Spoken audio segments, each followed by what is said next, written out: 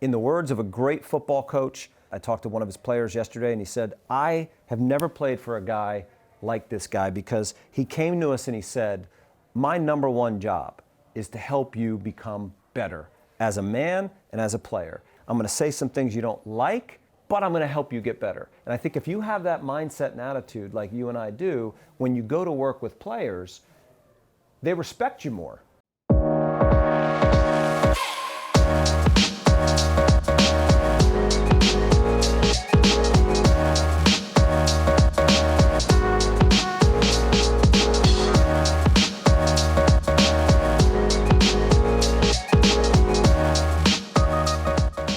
Dave Meltzer, CEO of Sports Zone Marketing with Entrepreneur, the Playbook, and I have an award-winning guest who has recently won a great award. It's one, to me, my best award I've ever won is the Variety Magazine Sports Humanitarian of the Year.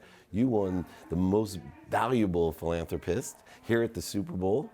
Yep. And incredible honor. This is Rob Vaka with SignaturePro. Rob, we want to get right into it.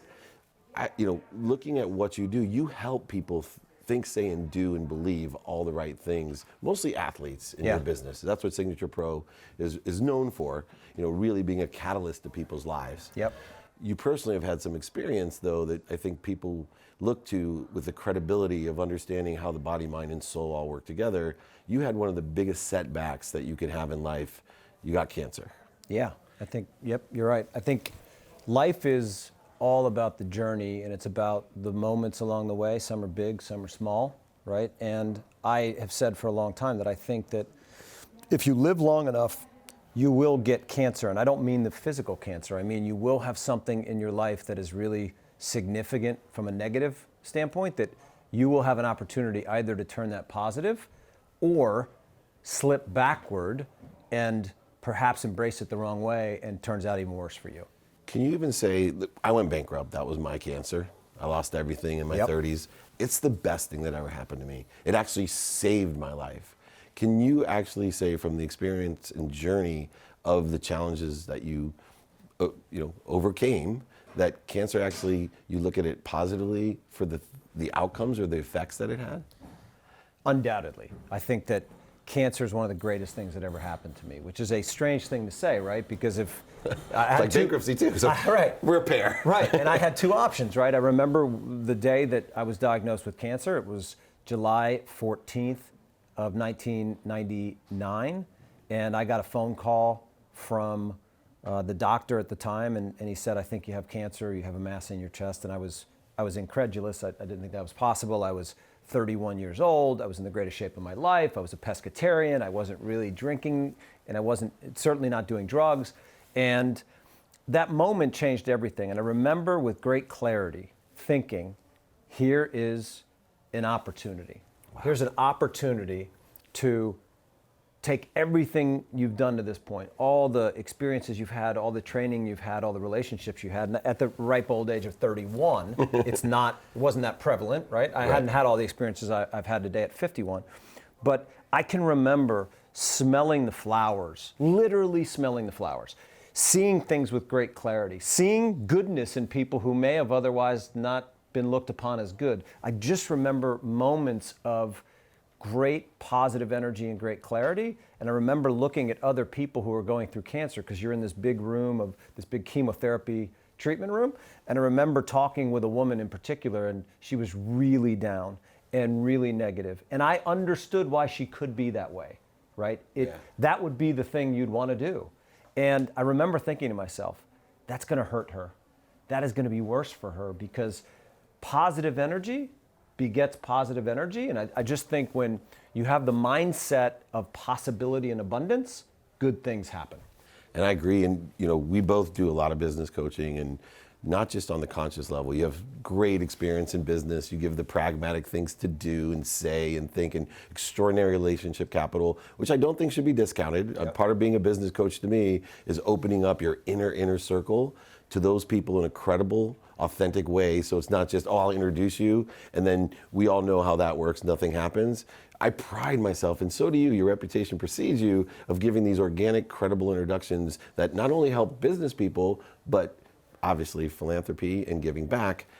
how do you transpose what you learn, those attitudes, this unconscious competency, right? There's a DNA that changed in your body. Yep. You deactivated cancer cells. That's in my little known science. I just know that we've deactivated, you can activate and deactivate, there's a layer above your genetics, and you were able to deactivate that. I believe in business that you can deactivate certain personality traits, characteristics, obsessions, and addictions to allow that positivity, that positive energy to manifest the healing economically. Do you do any of that type of coaching? I do, and I think that, first of all, to help anybody do anything of significance, I believe that you yourself have to have clarity of purpose. And so for me, as the years have gone by, in my 30s, I didn't have clarity of purpose. In my 30s, I was pursuing success. And I think when you have a primary goal of pursuing success, you don't have clarity. You get clouds around you and you make decisions that are driven by the wrong reasons. I think by the time you're in your 40s, if you're fortunate, you make some personal observations, you have failed enough to know that you have to adjust, and you get into this phase of what I call situational fluency. It's one of my favorite concepts. Situational fluency to me is trying, failing, correcting, adjusting, trying, maybe succeeding but not fully, correcting, tweaking, adjusting. And if you get in enough rooms, for example, we're in a room. What I mean by a room is I am with you, I am present, we're in relationship, and that is a room, meaning we're relationshiping here. Yeah. That's getting in a room. And I'm going to learn from you. Hopefully you'll learn from me. And these are the experiences that I've taken with me through my life where I build a relationship, I make a decision, I may not make the right decision, I adjust. And so this idea of self-awareness that you're talking about, I think is all tied into how can you have a positive, proper mindset, but it's all driven by clarity of purpose. That's where we start, right? You gotta have clarity of purpose. Yeah, there's this AAA strategy of alignment, action, then adjustment. And when we're younger, it seemed to me all the time it was action, reaction, action, reaction. Yeah. You mentioned attaching to an outcome, which was success. And I think that it's very important as we get older through this AAA strategy to understand what success is. So I want to ask you two questions combined. Number one, at 31 or 30, before cancer, what was your definition of success? And then tell me today at 51 what your definition of success is. At 30, my observation looking back was that I was trying to be more, get more, make more, climb up the ladder, be more relevant. Today, that mindset, as we've gone along, has slowly but very surely shifted from the pursuit of success, which I just defined at age 30, to the pursuit of significance. And when I say significance, I don't mean to make me significant. I don't mean to shine a light on me. I mean to do significant things that impact people and maybe never make the headlines. Nobody really knows about it, but 1 + 1 = 3. That's my definition today of success. It's really tied to impacting people's lives, and it's tied to significance. You know, we have so many similarities, you and I. I think we're almost the exact same age. What day in January were you born? I was born in November of 1967. Oh, I thought you were a 68 guy. Oh, which makes we're me a month 51. We're a month apart. Yeah. How about that? We're similar in height. Yeah, and we're teenage daughters, but we have this same philosophy. I mean, everything you're saying, even before this interview, we were talking, and I'm like, well, maybe we'll talk a little of this, and I could see, without you saying, yeah, I get it, I could see you light up, the engine roaring. But does this resonate with you? The enjoyment of the consistent, everyday, persistent, without quit pursuit of your potential. Is that potential that significance? Yeah, and I think that activity and engagements and moments, those are what really carry weight for me. Those are really the important pieces. I think we place, in this world we live in today, with social media, with the fact that the microwave oven is no longer fast enough, right? We want everything fast. I haven't heard that. That's awesome. Right? The results driven, the results weighed, the results importance. You can't get results without doing the right things over and over and over and correcting and changing. I was just downstairs talking to Josh Norman. We were talking about the old era football players with his era football players, and then the brand new era football players, and how the old style, just grind, work ethic, focus has changed with the society norms of social media, and I want things faster. And I'm not sure that today's pace is really great. Yeah, it's interesting for me as well. I'm blessed to write some books, and Jack Canfield from Chicken Soup for the Soul, that's a more traditional author. He has such a pulse on awareness. He wanted to write a book with me for charity, the Unstoppable Foundation, Cynthia Kersey. And I, literally was like, how are we going to have time to write another book, right? I have a new one from McGraw-Hill, and I'm thinking book. And literally, I'm embarrassed to call it a book, because it's like 30 pages with a workbook to how to create the life you love. Even worse, my ego gets in the way because people love this pamphlet because of their attention span, right? They look at my normal book that has so much meat. Yeah. It's like a Think and Grow Rich. Yeah. You could evergreen it for life. You and Napoleon Hill are not in vogue with a long, big book. No, it's not. And so, and then you have this other form. I see the athletes today, blessed to have run Lee Steinberg and have Warren Moon, Steve Young, even before that, the older guys. Yep. And it's changed from that generation. It's interesting because they, for me, my child, I want him outside playing, but yet even the professional athletes today, they're like, well, I was on video games.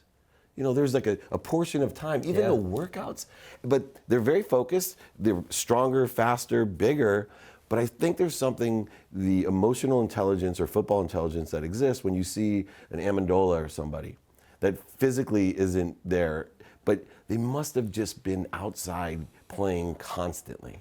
Yeah. When you have cancer or a setback, how do you use the same approach? It had to be, you had to cancel out the negative thoughts, or was there a consistent practice that you took in order to overcome? I call every setback a setup, but what did you use in a business context if you were going to extrapolate that to say, okay, I attacked this problem. This was a business problem, a physical one. How did you attack it? I think in business, in life and relationships, could be in charity.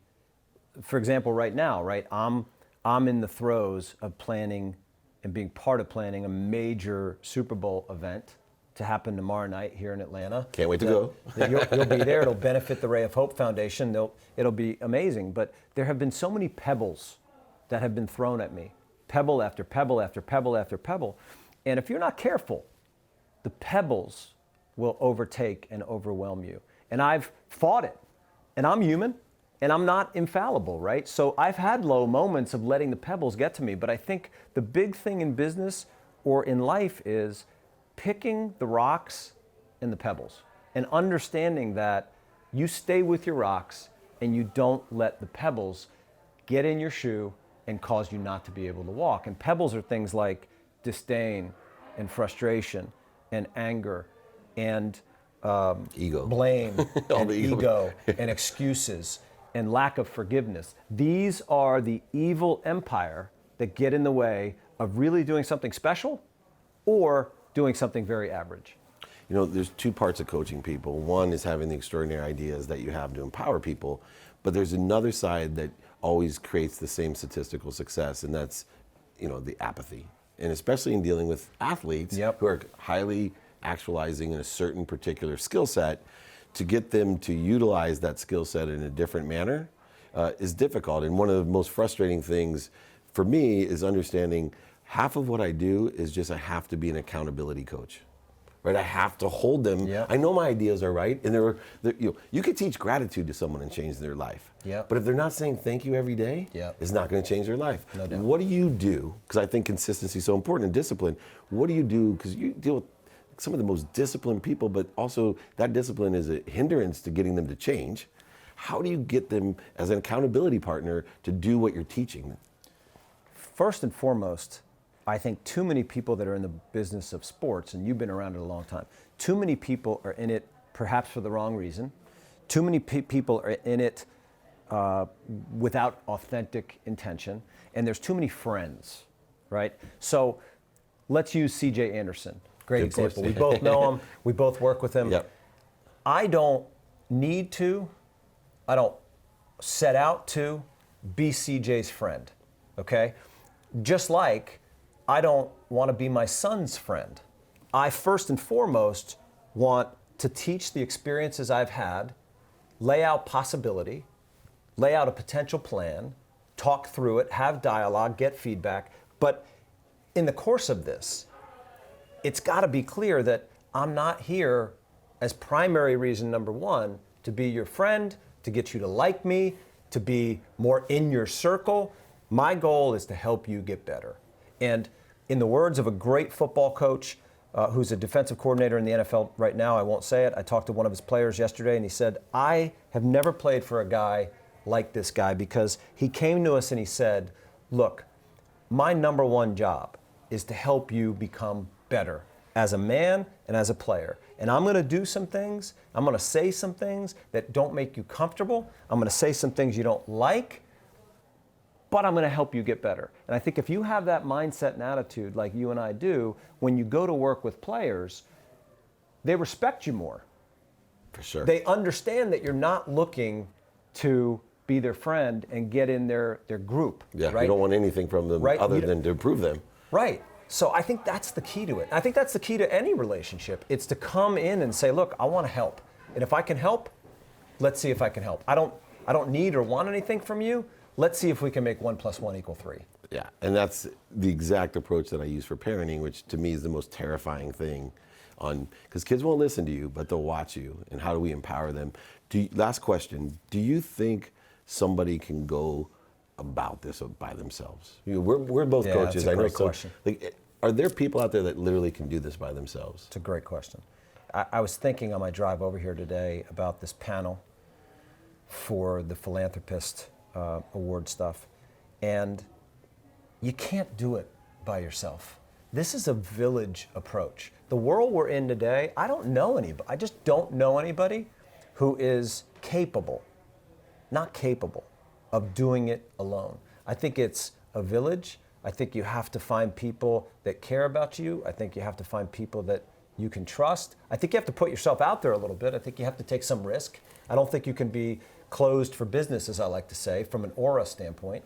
And you have to understand that getting to the NFL and playing in the Super Bowl, or being a business coach, or being an entrepreneur, or selling a business, or being recognized as a philanthropist, none of that happens without the village. It literally takes a village, and I don't mean 3 people. It's a lot of people who support you, who help you, who inspire you, who hold you accountable, who give you ideas, right? There's no original thought. Thank you. There's nothing you and I are doing here today that's original thought. We didn't steal gratitude from Gary Vee. Yeah, right. So, GG, man, gratitude, Gary. Yeah. That's one of my mantras. The best book I've ever read is called The 4-8 Principle. And the 4-8 principle is based on Philippians 4:8, which is a biblical principle that says, run to, go to whatever is good, whatever is wonderful, whatever is beautiful. Don't go find people that are going to bring you down. Don't talk bad about people. Don't spread negative energy. Don't jump on the bandwagon if the media is running a bad story. Be great. Go run to goodness. And if we can do that, the gratitude thing really, really blows up, and it touches a lot of people, and you build your village. And that is words to live by. Be kind to your future self, basically. You give meaning to everything you see. Extraordinary coach, philanthropist, and one of my newest friends. Thanks, imagine we'll be doing a lot of things. Hopefully we can trade jackets. But this is Dave Meltzer with Entrepreneurs, The Playbook.